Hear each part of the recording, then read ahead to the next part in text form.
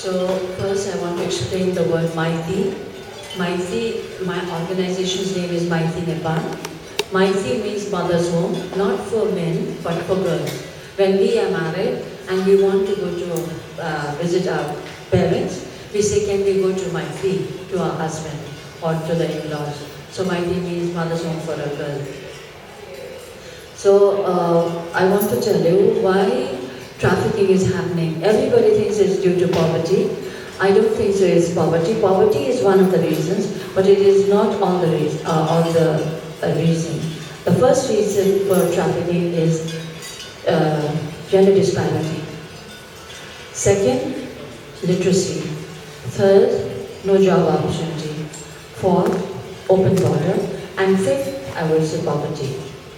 First, gender disparity is when a child is born, if there are 5 children in the house, 3 are boys and 2 are girls, the parents would prefer to send the boys to school and not the girls.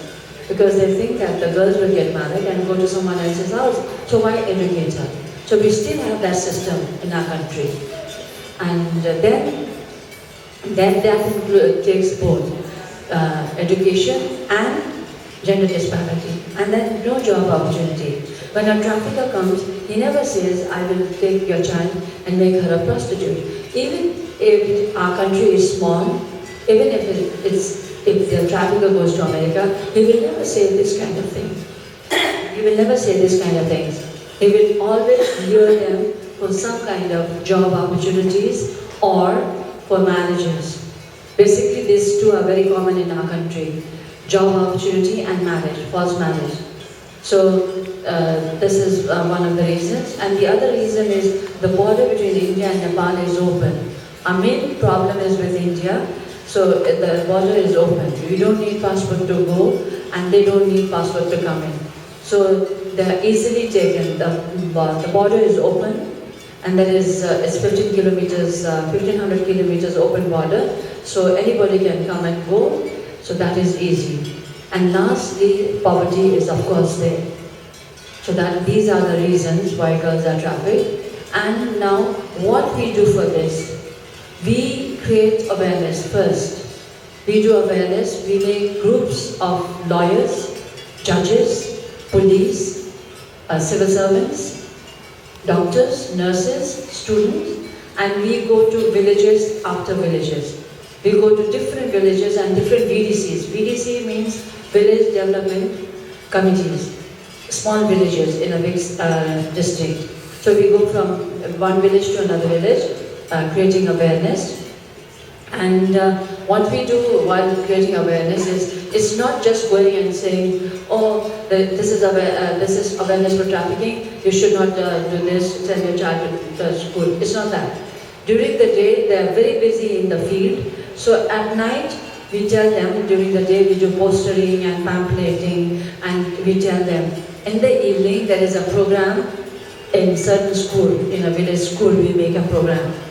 But then, to gather the villagers is very difficult. They are tired and they don't want to come to listen to us in the evening again.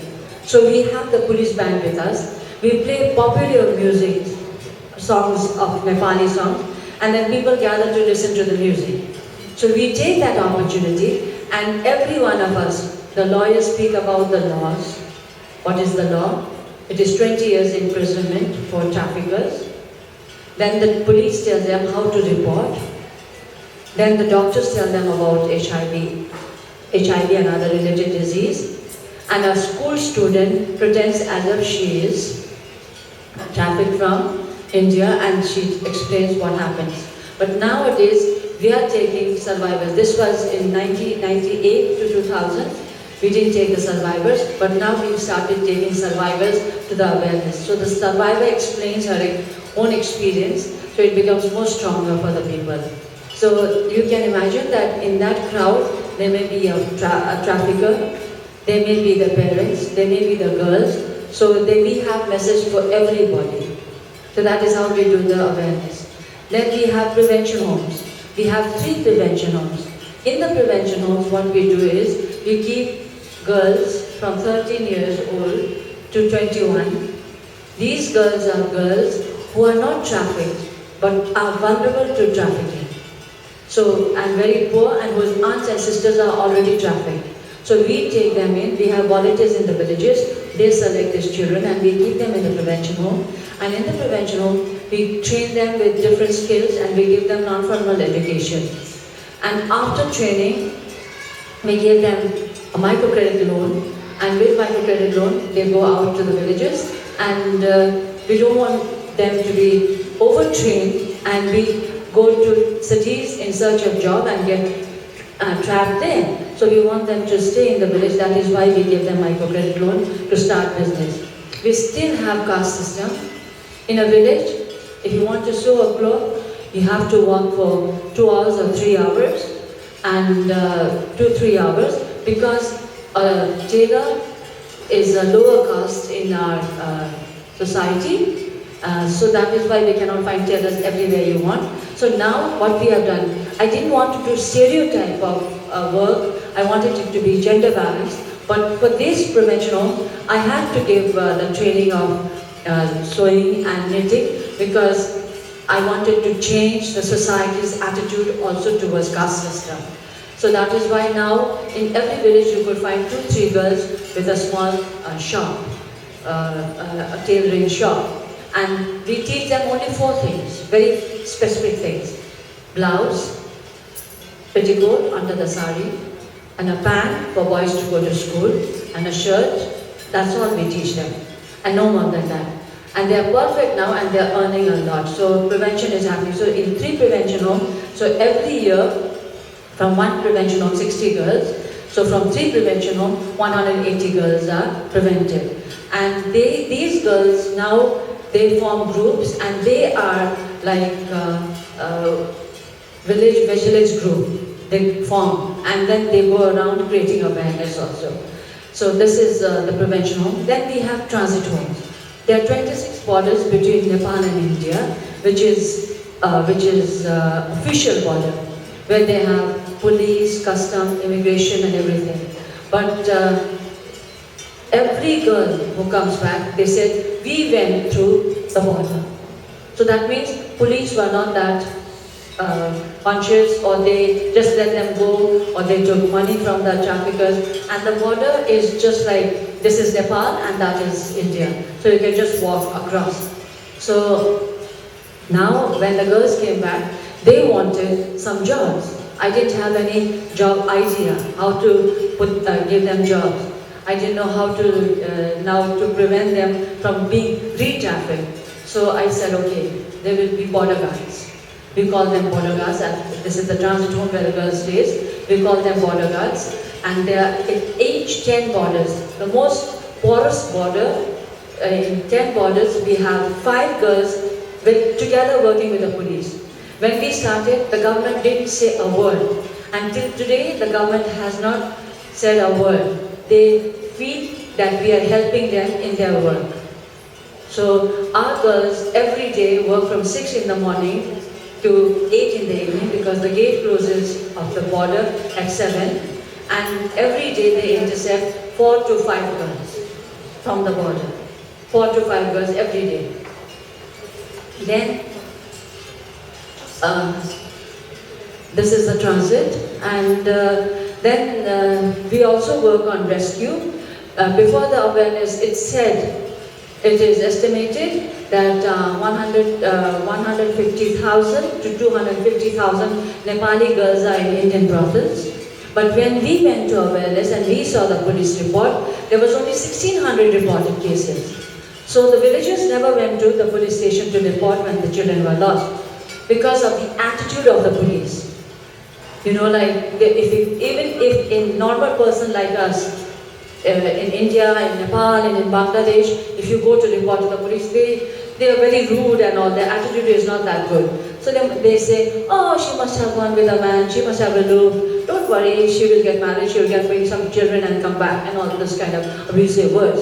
So they never went to the police station. That's why there was no report. But now, since we've started the awareness, clients in India are also not bad.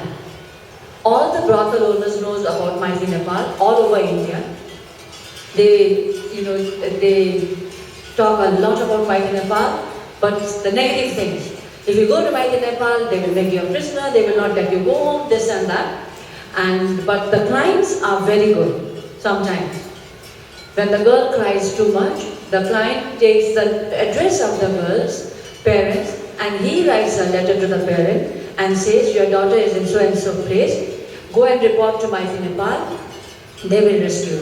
So the parents walking 5 days, 6 days, they don't mind, but they come with a photograph and the letter and the address to Mighty Nepal, and we take in, we have 5 lawyers working for us, and we take in the address and then we mail it to our offices in Mumbai and in Delhi, and we have informers in other parts of India.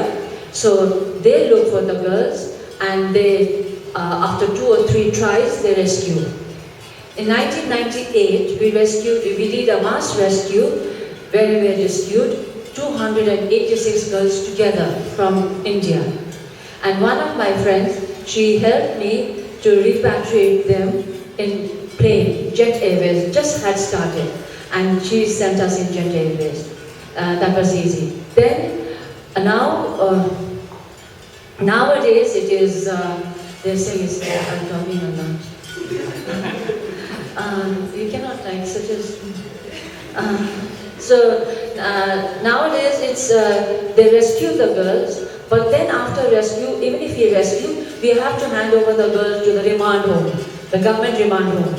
Only after that, there is a case, and then after that, they hand over the child to us. But then, for one child, 3 police, 2 persons from remand home come to reach the girl to Nepal with 3 days journey and the train.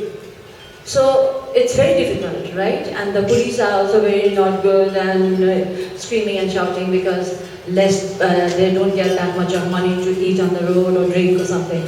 So I thought I should do something. I should play something good for them. So I said, why don't you, I asked my friends to give me money, and then they said, okay, for repatriation we will give you, support you.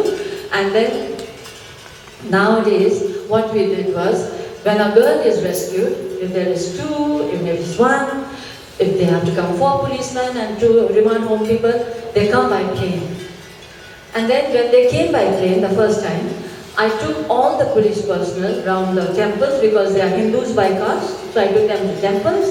I gave them little Chinese watches and umbrellas, Chinese umbrella, and perfume, Chinese perfume, all Chinese. But they were very happy. Indians really like Chinese things, so they're very happy about it. So they went back, and it was difficult in those days for us to rescue because we worked with the higher officials, and the higher official informed the brothel owner, near brothel, the police station. And these police station people were bribed by the brothel owners. They got the weeklies, which is called hafta. They got the hafta, and so they would not, they would tell the brothel owners and they would hide all the children. But nowadays, after the jolly ride in the Jet Airways, they give us information and say, in this brothel there is a minor child. So that is a positive thing from that end. From our end also, the police, the civil servant, the lawyers, they have to come in their curriculum. The government has made that they have to come to Mighty Nepal to take 1 class, which is conducted by our girls and ourselves. So it's in the government's curriculum. So we are very happy about it, and I just wanted to share that small things makes a big difference. So this is the rescue and the repatriation. After the girls come back, it's not that fairy tale ending or something like that. She comes back. Then the real problem starts. Now we have to catch hold of the criminal. So the girl, she tells us, the first thing we do is to find out where the criminal is. We are not the state.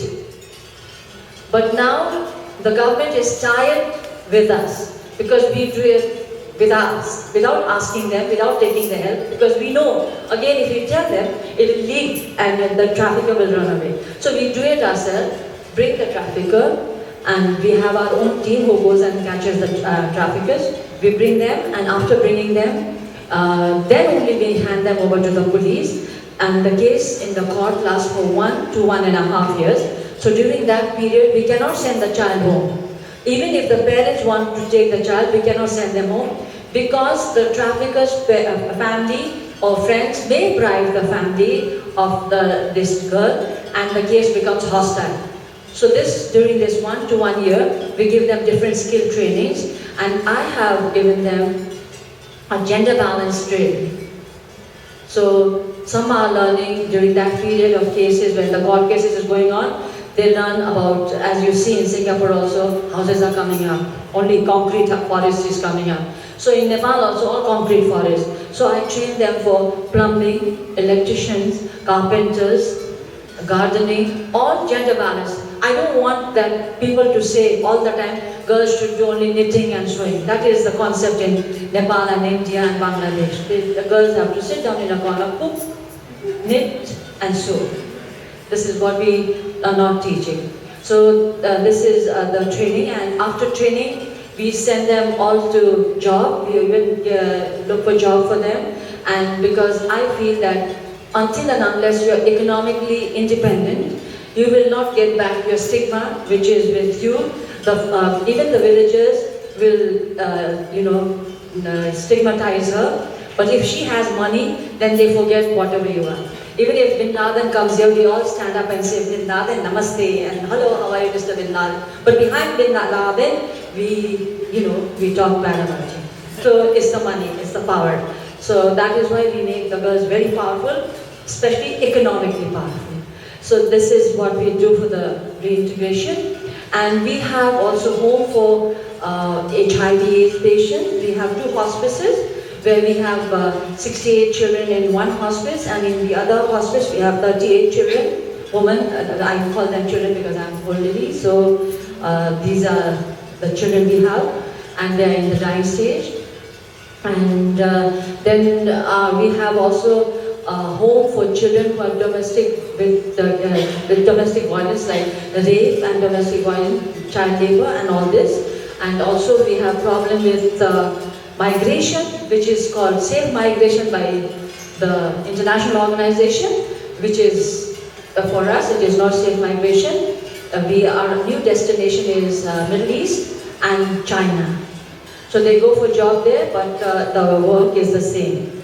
So this is what we do, and we have a small place where we have 575 children, girls and ladies, and these children go to school. We have our own school up to class 10. That is, I don't know what it is, but here they call it O-level, I think. And we have class 10 and high school, and after that they go to college. And this year, many of our children are doing MBA and working in Australia, Denmark, and Germany. But this year, 3 children have joined MBBS, 4 are doing CA, and B Pharma and nursing. So I think we don't want to show people that we are not counting the numbers. We are trying to show the result. So I think we all have to show the results and not the numbers, and write reports, which is most boring thing for me to write reports. I just want to do work. So this is what we do, and I would request all of you, everybody just now said I was CNN hero, that does not make me proud. That reminds me that the problem exists and we need to join hands and fight together this crime, a heinous crime, a shame to humanity. We should fight together and make this world a better place for children to live. Thank you so much. And I also request you, please take every child as your daughter and think what happens if your child was in that position. That's all I request. Because my mother still thinks I'm a child. I put my head on her lap.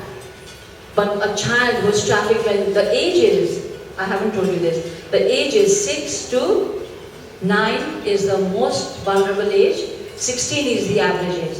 When a child of 6 is trafficked, she is given hormone injections to make big.